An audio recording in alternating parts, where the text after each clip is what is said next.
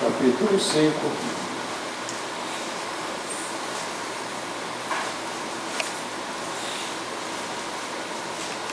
Nós vamos ler de 1 a 5.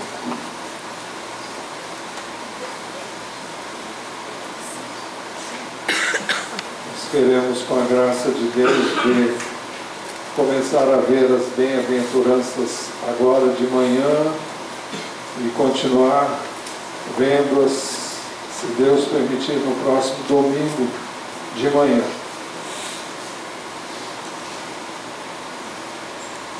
Bem-aventurados, bom, vamos começar do início. Ao ver as multidões, Jesus subiu ao monte, ele se assentou e os seus discípulos se aproximaram dele. Então ele passou a ensiná-los. Jesus disse: bem-aventurados os pobres em espírito, porque deles é o reino dos céus. Bem-aventurados os que choram, porque serão consolados.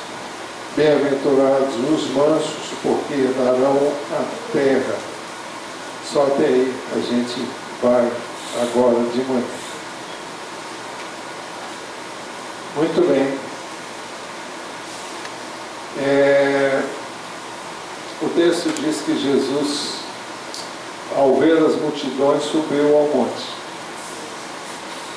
Eu imagino que ele o fez porque queria, de uma posição estratégica, poder comunicar-se adequadamente com toda a multidão que se aglomerava ao seu redor. E ao subir num lugar elevado, ele poderia ver a multidão e a multidão poderia vê-lo e ouvi-lo melhor. O texto diz que ele se assentou e os seus discípulos se aproximaram dele, o que nos faz imaginar Jesus rodeado pelos seus discípulos e a multidão em redor. E eu suponho que a multidão esteja na frente dele, né? Porque senão seria mais complicado. É por isso que esse sermão, que vai do capítulo 5 a 7, ele é chamado de o Sermão da Montanha. O texto também diz que ele passou a ensiná-los. Jesus disse: a primeira coisa que nós vemos é a primeira bem-aventurança: bem-aventurados os pobres de espírito, porque deles é o reino dos céus. Seria o caso de perguntarmos quem são os pobres de espírito.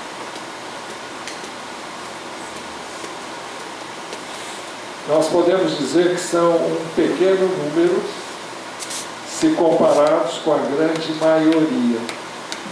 Isso tendo em vista que Jesus declarou, está registrado em Lucas 12, 32, onde ele diz: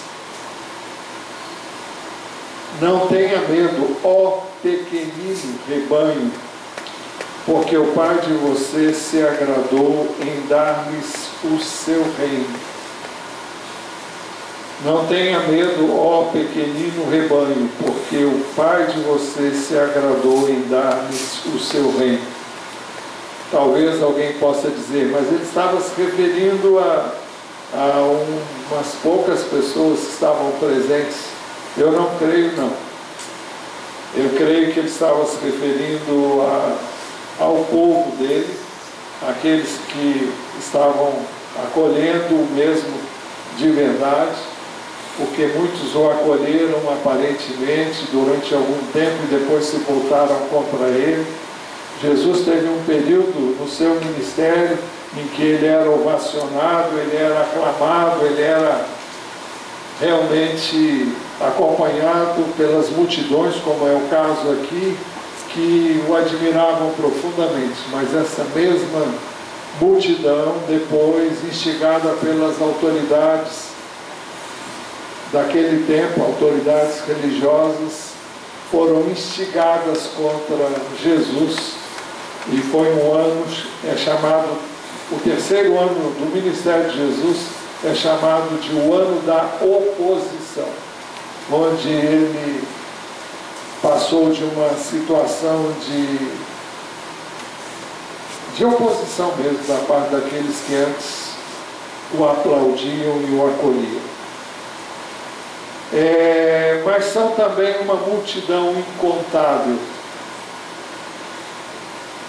embora não represente a maioria. A Bíblia é muito clara em mostrar que nós não somos e nem seremos maioria comparado com todo o restante da terra. Jesus mesmo quem disse em Mateus 7, 13 e 14: entrem pela porta estreita, porque larga é a porta e espaçoso é o caminho que conduz para a perdição, e são muitos os que entram por ela. Estreita é a porta e apertado é o caminho que conduz para a vida, e são poucos os que a encontram. Muitos são os que entram pela porta larga, que conduz aonde? A perdição. E poucos os que encontram que porta? A porta estreita, que conduz à vida.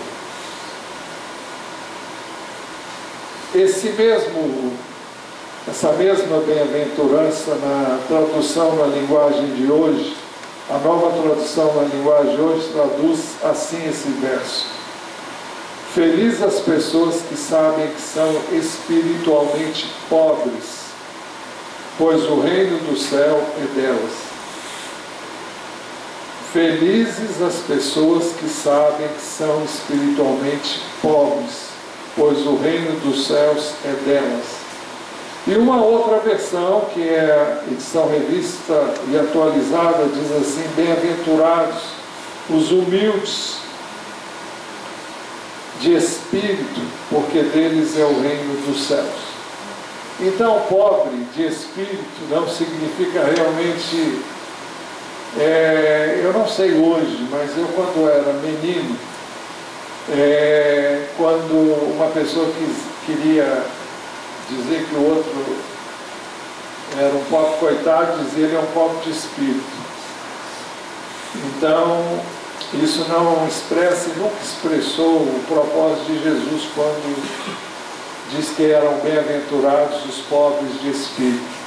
Eu creio que essas duas traduções ajudam a entender. A nova tradução na linguagem de hoje diz: felizes as pessoas que sabem que são espiritualmente pobres. Ou seja, pessoas que se sentem carentes e necessitadas de Deus, da sua graça, do seu poder. E a outra versão, acho que diz ainda melhor: bem-aventurados os humildes de espírito. Quem é um humilde de espírito? É a mesma coisa. É aquele que reconhece que não tem nada de si mesmo. É aquele que sabe que é pobre, miserável, carente de Deus, né? A entrada no reino de Deus requer humildade. Humildade que reconheçamos a nossa condição de pecadores necessitados de perdão e de salvação. Uma mensagem que ecoou continuamente através do ministério de Jesus foi essa de Mateus 4,17. O texto diz: daí em diante Jesus começou a pregar e a dizer: arrependam-se, porque está próximo o reino dos céus. Jesus veio pregando o reino dos céus através do arrependimento. Então, para que uma pessoa possa arrepender-se, ela precisa estar consciente que precisa de fazê-lo. Ela precisa estar consciente dos seus pecados ela precisa reconhecer que ela é pecadora, e isso requer humildade. A humildade de reconhecer-se necessitado e carente. Por que muitos não vêm a Cristo? Por que muitos não recebem de forma gratuita a salvação?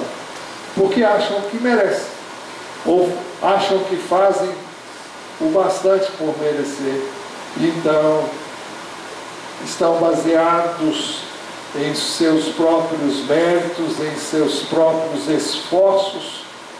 Então, estão concentrados nas suas virtudes que elas pensam que têm, porque não conhecem a Deus. A entrada no reino de Deus requer humildade, requer que reconheçamos que não temos mérito algum senão o que encontramos na pessoa de Jesus Cristo e este crucificado. Aquele que teve que morrer, dar a sua vida por nós, para que nós pudéssemos então, por meio dele, ter acesso à presença de Deus. A Epístola aos Romanos, no capítulo 3, verso 21 a 26, fala sobre isso. Diz assim: mas agora, sem lei, a justiça de Deus se manifestou, sendo testemunhada pela lei e pelos profetas. Quando fala em lei e profetas, está se referindo ao Velho Testamento. É a justiça de Deus mediante a fé em Jesus Cristo, para todos e sobre todos que creem, porque não há distinção. Pois todos pecaram e carecem da glória de Deus, sendo justificados gratuitamente por sua graça, mediante a redenção que há em Cristo Jesus, a quem Deus apresentou como propiciação, como meio de nos tornar, nos fazer aceitos, para fazer com que Deus fosse propício a nós, né? A quem Deus apresentou como propiciação no seu sangue, mediante a fé. Deus fez isso para manifestar a sua justiça, por ter ele, na sua tolerância, deixado impunes os pecados anteriormente cometidos. Não porque Deus deixou impunes, mas porque eles foram punidos em Jesus Cristo. Tendo em vista a manifestação da sua justiça no tempo presente, a fim de que o próprio Deus seja justo, porque ele pune o pecado, e justificador, porque ele deu seu Filho para morrer no nosso lugar. O próprio Deus seja justo e justificador daquele que tem fé em Jesus. Então, a justiça de Deus é uma justiça que não está baseada nos nossos méritos, em nossas virtudes, em nossos méritos. Não tem outra palavra, não. Mas sim na graça de Deus revelada na pessoa de Jesus Cristo. A entrada no reino de Deus requer humildade, requer que reconheçamos que não temos justiça própria, senão a que nos é atribuída pela fé em Jesus Cristo. O apóstolo Paulo escreveu aos Filipenses, e ele, no início do capítulo 3, ele fala que ele bem podia se gloriar em si mesmo, porque, segundo a tradição judaica, ele era fariseu e ele era zeloso da lei de Deus, e ele era, do ponto de vista da lei, era alguém exemplar, porque cumpria todos os preceitos da lei, tudo aquilo que a lei dizia que devia ser feito, inclusive com relação a N procedimentos que eram comuns antes da vinda de Jesus Cristo. Mas depois que ele encontrou Jesus, então ele diz, mas o que para mim era lucro, aquilo que eu achava que eu era, aquilo que eu achava que eu merecia, mas o que para mim era lucro, isso considerei perda, por causa de Cristo. Existe uma tradução que diz, considerei como esterco, por causa de Cristo. Na verdade, considero tudo como perda, por causa da sublimidade do conhecimento de Cristo Jesus, meu Senhor. Por causa dele, perdi todas as coisas e as considero como lixo para ganhar a Cristo. Para que alguém possa ter Cristo, ela tem que considerar que tudo que ela fez até o presente momento, quando ela encontra Jesus, ela tem que considerar tudo aquilo um lixo.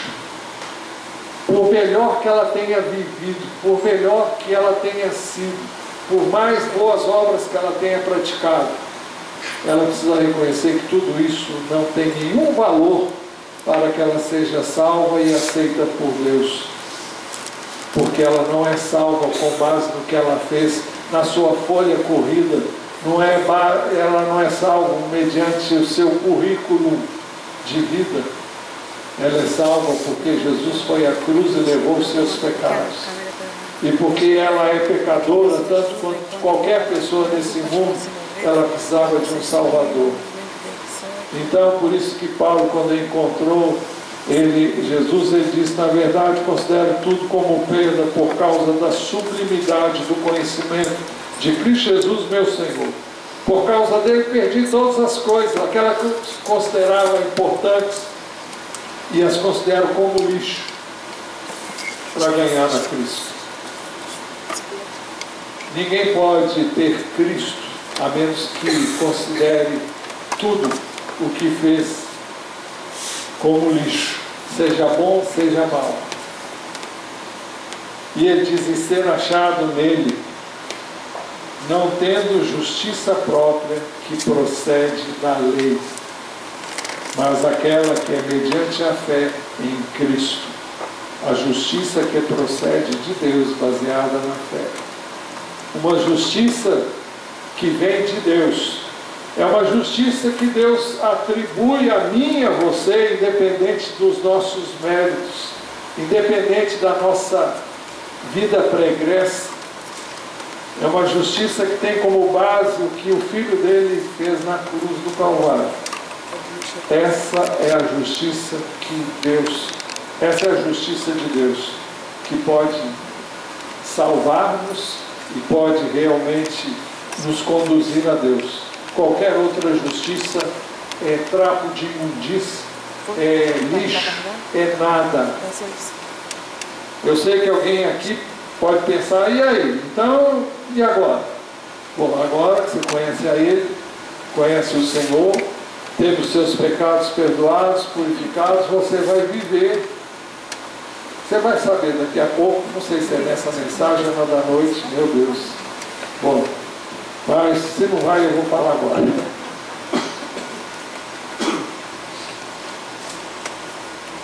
Você vai entender, se você ainda não entendeu, no momento próprio, Deus vai te dar entendimento de que nós podemos viver a vida cristã somente nele mesmo. Ele salva, Ele perdoa, Ele purifica, Ele santifica, Ele capacita, Ele reveste você de graça, de poder para você viver a vida cristã. Tudo através de Jesus, não é nada seu, não tem nada a ver comigo e com você. Tem a ver com o que Jesus fez e com o Espírito que Ele concede àquele que nele crê.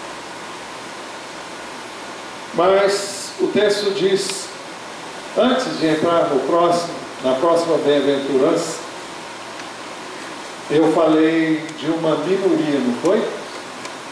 Nós seremos minoria em comparação com a grande maioria, mas ainda assim seremos uma multidão incontável. Amém. Apocalipse capítulo, deixa deixa eu ver, eu cheguei a anotar aqui, mas passei batido em cima. Apocalipse 7, 9 e 10.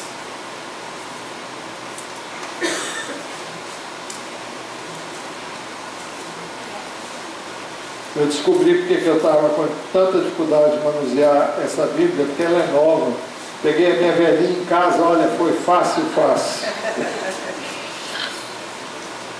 7,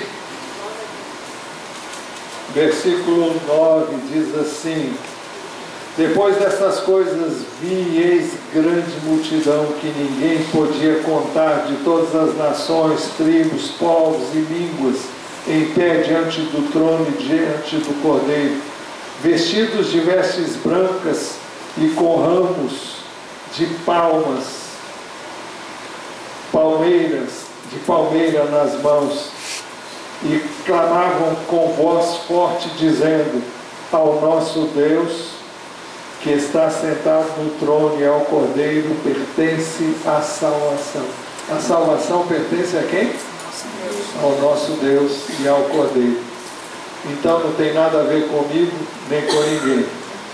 Naquele dia seremos uma multidão, mas uma multidão se perderá. Daí a responsabilidade de testemunharmos Jesus. Eu não sei quem são os salvos e quem são os perdidos. E que bom que eu não sei. Mas nós, enquanto não sabemos, nós devemos testemunhar para que aquele que vier a crer seja salvo. Mas então vamos para a segunda bem-aventurança. Então, verso 2 diz: então ele passou a ensiná-los.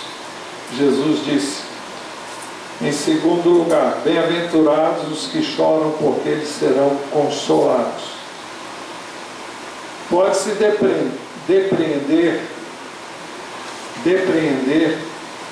essa tristeza como sendo uma consequência da conscientização da nossa condição de pobres de espírito.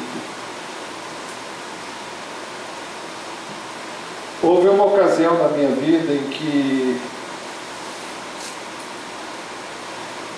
eu cheguei a entender a minha condição de pecador como nunca tinha entendido antes. E ao me ver pecador, ao me ver miserável, ao me ver totalmente indigno, ao me ver numa situação que eu jamais poderia imaginar, eu me veria. Eu chorei. E eu pedi que Deus me perdoasse. E uma das maiores experiências que eu tive com Deus foi justamente sentir o que Ele me... Não é que Ele veio e me abraçou, mas eu senti Ele me recebendo. Recebi Ele me acolhendo, me amando, porque eu reconheci o meu pecado, reconheci a minha transgressão e me voltei inteiramente para Ele, humilhado e quebrantado e arrependido profundamente.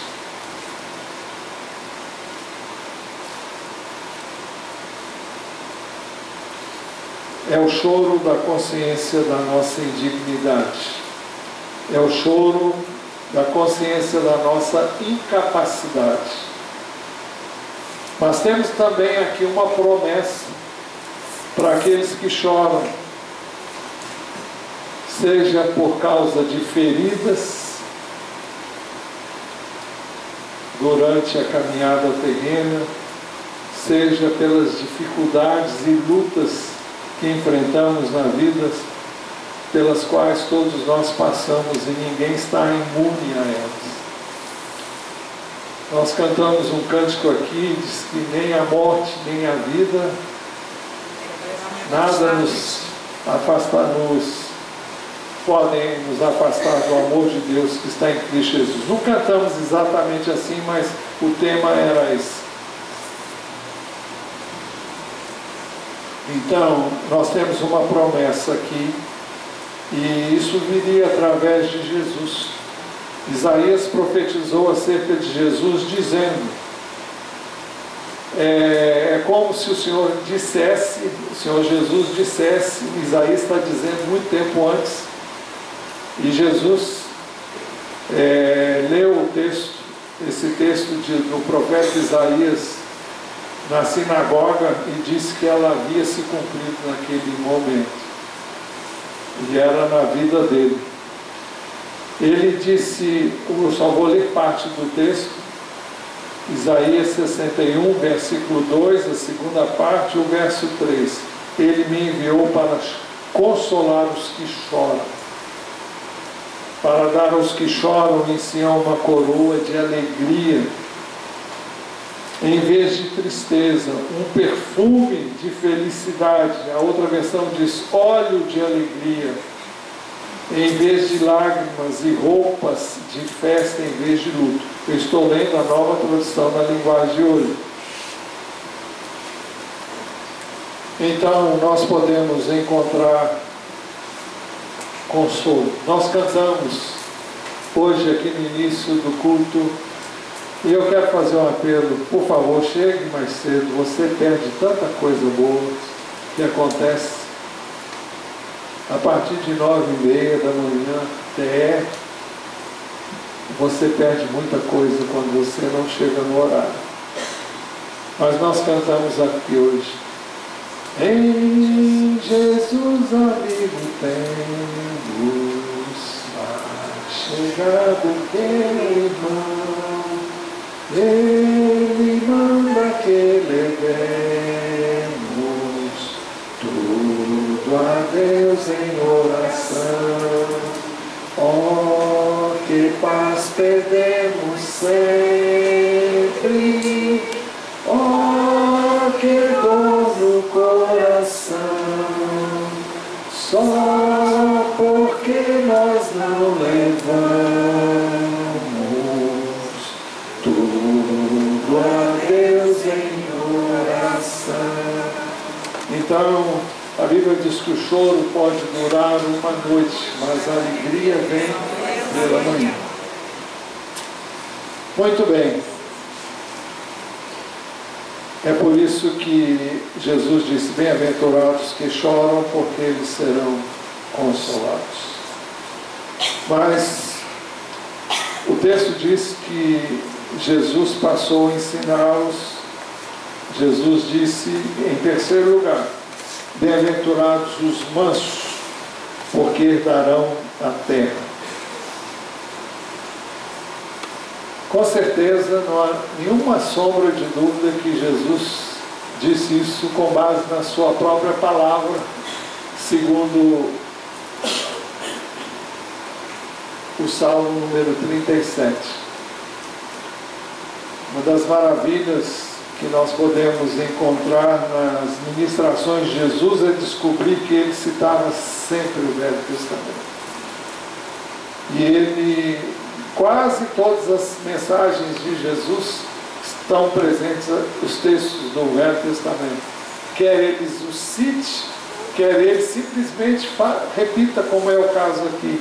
Bem-aventurados os mansos, porque herdarão a terra. O Salmo 37, versículo 11, diz assim, mas os mansos herdarão a terra e terão a alegria na abundância de paz. Mas os mansos herdarão a terra e terão alegria na abundância de paz. Isso é um contexto que nós precisamos examinar. A mansidão em questão é provada quando estão em jogo os nossos direitos, quando nos vemos privados deles, e não podemos fazer nada se não confiar inteiramente no Senhor. Ou seja, é quando eu e você vivemos uma situação que escapa ao nosso controle. Eu não posso fazer nada. eu fui injustiçado, ou eu fui prejudicado, me tomaram alguma coisa, me roubaram, me tiraram, e eu não tenho o que fazer, porque eu sou limitado, e algo que escapou ao meu controle. Ou então, quando eu sofro um prejuízo, algo que eu não sei como nem por que aconteceu, mas de repente você se vê tendo que gastar uma coisa que você não sabe como é que você vai fazer. Então, sempre envolve um direito que você julga como sendo seu e que você se viu privado dele, porque alguém enrolou você, porque alguém disse uma coisa e não cumpriu, e N coisas podem acontecer. Então o Salmo 37 trata disso, pelo menos aí no início. Ele diz assim: não se irrite por causa dos malfeitores. Então não fique irritado porque alguém tirou vantagem de você ou te prejudicou. Não se irrite por causa dos malfeitores, nem tenha inveja dos que praticam iniquidade. Muitas vezes nós somos tentados a pensar que quem faz o mal se dá bem, e a gente que faz o bem se dá mal, né? Isso é uma maneira errada de interpretar os acontecimentos.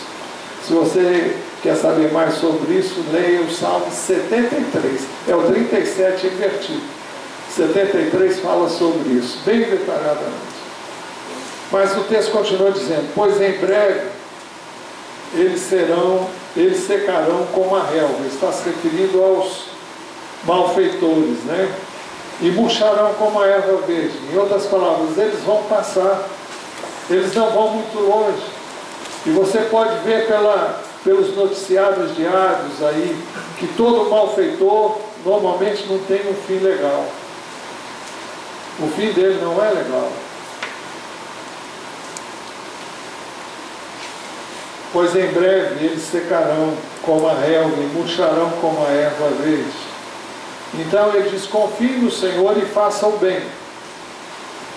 Para você fazer o bem quando está todo mundo fazendo o mal, você precisa confiar no Senhor. Confie no Senhor e faça o bem, mesmo quando você recebe o mal. Bom, habite na terra e alimenta-te da verdade. Esse habite na terra significa tome posse da terra.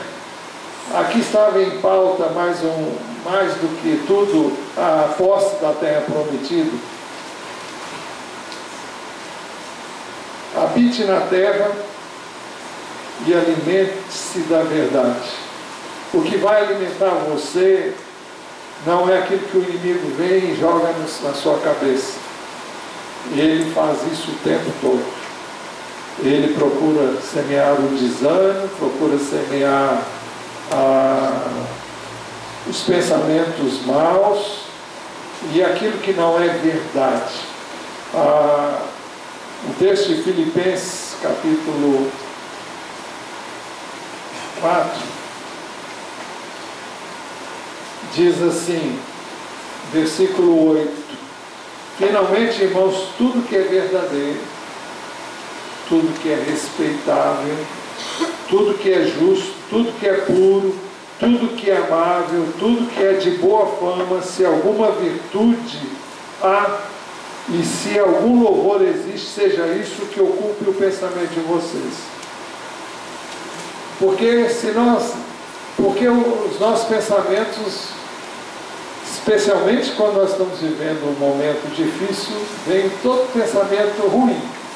E quem coloca esse pensamento, normalmente é o que você sabe quem é. Ele gosta de ver você na pior.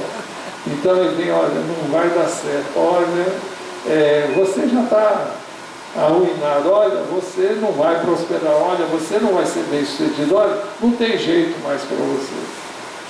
E o que ele quer que você desista, ele quer que você desanime e ele ganhe a batalha, porque assim é menos um que está fora do caminho dele. Então o texto diz: confie no Senhor, faça o bem, habite na terra e alimente-se da verdade. Agrade-se do Senhor e Ele satisfará os desejos do seu coração. Está um princípio básico. Buscai primeiro o reino de Deus e a sua justiça, e todas as demais coisas vos serão acrescentadas. Então, agrade-se do Senhor e Ele satisfará os desejos do seu coração. Se o seu coração estiver no Senhor e você estiver buscando fazer a vontade dEle, automaticamente aquilo que Deus quer e tem para você, Ele vai trazer. Depois há um convite: entrega o seu caminho ao Senhor, confie nele e o mais Ele fará. Aquilo que para mim e para você é impossível, aquilo que escapa ao nosso controle, aquilo que está fora da nossa capacidade de agir, então vamos entregar para o Senhor. Entregue o seu caminho ao Senhor, confie nele e Ele vai fazer o que cabe a Ele fazer, e você não pode fazer. Veja o que diz o verso seguinte: fará com que a sua justiça sobressaia. Se você está sendo injustiçado, ela vai sobressair. A sua justiça vai sobressair. O texto diz: fará com que a sua justiça sobressaia como a luz, e o seu direito brilhe como o sol ao meio-dia. Não falamos que estava em questão o direito que eu e você perdemos? Quando perdemos alguma coisa, quando somos enrolados, como somos enganados, então a ira vem e a vontade de fazer justiça com as nossas próprias mãos. Por isso lá o Salmo começou a dizer: não se irrite com os malfeitores. Mas voltemos ao verso 6: fará com que a sua justiça sobressaia como a luz, e o seu direito brilhe como o sol ao meio-dia. Deus vai fazer o que é certo, o que é direito. Não no meu, nem no seu, nem no nosso momento, mas no momento dele. E ele diz mais: descanse no Senhor e espere nele. Não se irrite por causa daquele que prospera em seu caminho. Parece que o outro está se dando muito bem. O que fez o mal, o que prejudicou você. Descansa no Senhor e espera nele. Não se irrite por causa daquele que prospera em seu caminho, por causa do que realiza os seus maus desígnios. Aquele que planejou o mal e o colocou em prática. Deixe a ira, abandone o furor, deixe de tentar resolver as coisas com as suas mãos, deixe de colocar toda a sua revolta na injustiça praticada contra você. O texto diz: não se irrite, certamente isso acabará mal. Se eu mirar, se eu me enfurecer, se eu me irritar, não vai dar coisa boa. O texto continua dizendo: porque os malfeitores serão exterminados, mas os que esperam no Senhor possuirão a terra. Os malfeitores serão exterminados, mas os que esperam no Senhor possuirão a terra. Nenhuma pessoa que pratica o mal se dá bem até o fim. Chega o dia dele, chega o momento que ele vai se dar mal. E eu não quero nem de longe ter o fim, nem em nenhum momento do que pratica o mal. Porque ele não vai ter um bom fim, não vai ter paz. Muitas pessoas, para ganharem muito dinheiro, fazem N arranjos Não estão nem preocupados com as consequências, o importante é que ele tenha o que ele quer ter. Eu só pergunto se essa pessoa tem paz, se essa pessoa dorme tranquilo. Não tem. Pode ter uma paz aparente. Eu lembro que quando eu era menino, eu morava num bairro lá em Belo Horizonte, morei lá durante 1 ano e pouco, no IAPI. E eu me juntei com más companhias lá, o cara roubava dinheiro dos pais dele, e a gente ia para o restaurante, comia sardinha. Eu adorava comer sardinha. Ele comprava uma lata de sardinha, não era restaurante, era um bar que vendia sardinha, comprava pão e a gente comia aquilo assim. O dinheiro era dele, né? Pagava para todo mundo, mas aquilo não fazia bem para a gente, né? Um dia, nós estávamos atravessando, não sei quem conhece aqui a Avenida Antônio Carlos, acho que só havia, ali bem pertinho do IAPI mesmo, e era uma rua com uma movimentação tremenda. E eu estava segurando a mão do meu irmão, ele já morreu em 1974. Mas ele era pequeno e eu estava segurando a mão dele. E não sei o que aconteceu, de repente, um ônibus, eu não sei como aconteceu, a impressão que a gente tem é que o ônibus passou em cima do pé dele. Eu fico pensando, como é que um ônibus passou em cima do pé dele e não quebrou nenhum osso? Mas o pé dele virou um ovo, cresceu assim na hora, ficou do tamanho, teve que chamar a ambulância, ele foi parar no pronto-socorro, depois foi lá para o Hospital da Baleia. E ficou lá muito tempo, depois foi para casa e ficou tudo bem, mas nós passamos por um susto, um sufoco, né? Esse menino levava a gente a andar lá o prédio tinha uma área externa, uma área externa não, como é que chama o terraço no prédio? Um terraço. E a gente andava ali na beirinha do prédio assim, ó. Lá embaixo a gente andava assim, equilibrando. Olha, coisa de doido. A gente, cada coisa que a gente fez naquela época e achava o máximo fazer essas coisas. O texto diz, porque os malfeitores serão exterminados, mas os que esperam no Senhor possuirão a terra. O que eu quis dizer com essa experiência é que elas não fazem bem para a gente. Você, o tempo todo, você está tenso, está preocupado, está com medo que o outro vai ver, olha, não dá certo. Porque os malfeitores serão exterminados, mas os que esperam no Senhor possuirão a terra. Mas um pouco de tempo e já não existirão os ímpios. Você procurará o seu lugar, mas onde eles estavam e não os encontrará. Mas os mansos herdarão a terra e terão alegria na abundância de paz. Olha, não vale a pena você se irritar por causa do malfeitor. Eu já vi nos jornais gente que brigou com o cara que fechou ele. E ele sai do carro e ele briga com o motorista. O motorista sai de lá, o motorista dono sai de lá com ferro e mata esse cara com ferro. Valeu a pena irritar? Valeu a pena xingar o motorista? Valeu a pena ficar irritado? Não, não valeu a pena. Se você briga com o malfeitor, você se torna igual a ele.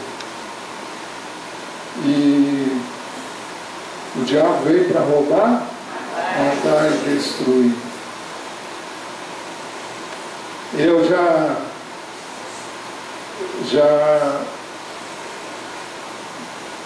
cantei aqui para vocês um cânticozinho que eu aprendi lá na Rádio Transmundial. Quem conhece a Rádio Transmundial?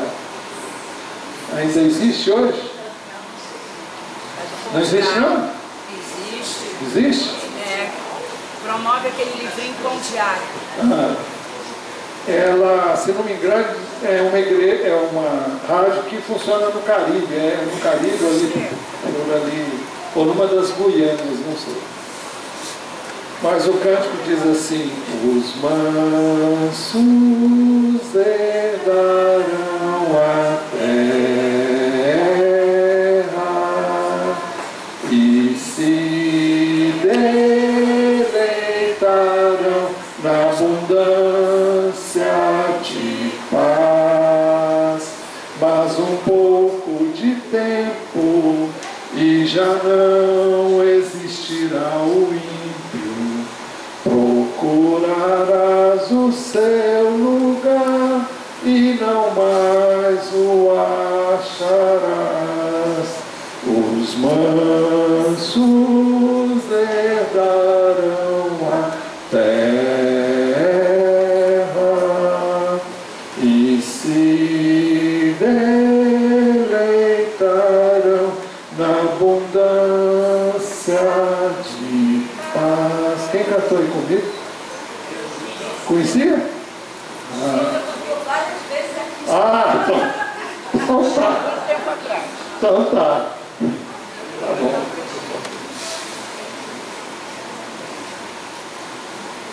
Olha, tem uma pessoa que disse, eu não sei se é o nome de um comentário ou se é o nome é Lomeia, mas ele disse assim: os mansos não são os fracos ou covardes, mas os que sob as pressões da vida aprenderam a curvar as suas vontades e colocar de lado as suas noções próprias diante da grandeza e da graça de Deus.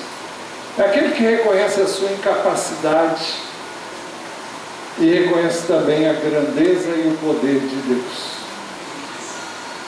Ele acrescenta ainda: são caracterizados por uma confiança humilde em vez de arrogância independente. A arrogância vem de uma autossuficiência, de uma autoconfiança. Por isso que ele disse: são caracterizados por uma confiança humilde, o manso, em vez de arrogância independente. O final do Salmo 37, que acabamos de ler, diz assim: porque os malfeitores serão exterminados, mas os que esperam no Senhor possuirão a terra. Mas um pouco de tempo e já não existirá os ímpios. Você procurará o lugar onde eles estavam e não os encontrará. Mas os mansos herdarão a terra e terão alegria na abundância de paz. A terra não pertence aos autoconfiantes ou aos que se autoafirmam que procuram possuí-la, mas aos humildes de espírito que estão dispostos a perder tudo por causa do reino. Por causa do reino, muitas vezes você perde. E Jesus disse que quem quiser salvar a sua vida, mas quem perdê-la por amor a Ele, este a salvará. Conclusão: Jesus, ao ver as multidões, subiu ao monte, se assentou e os seus discípulos se aproximaram dele. Então ele passou a ensiná-los e ele disse: primeiro, bem-aventurados os pobres de espírito, porque deles é o reino dos céus. Segundo, bem-aventurados que choram, porque serão consolados. Terceiro, bem-aventurados os mansos, porque herdarão a terra e se deleitarão na abundância de paz. Feche os seus olhos.